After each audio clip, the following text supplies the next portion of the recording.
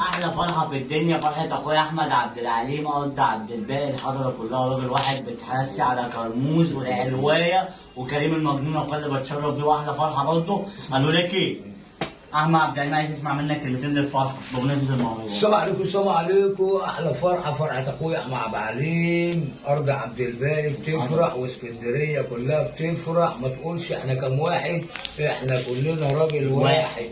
بقول لك صرخت صرخه بسكينتي وقلت يا فدي برقبتي، واقف بعامل اخصامه وهو متحرك سنتي، حطيت عليكم اكس وشرطه سلبت ليكم دي الغلطه. احلى فرحه فرحه عيله عبد العليم الحضره كريم المجنون. عشان لنا حاجه من المهرجان الجديد السيد ولولاك الدنيا خالص.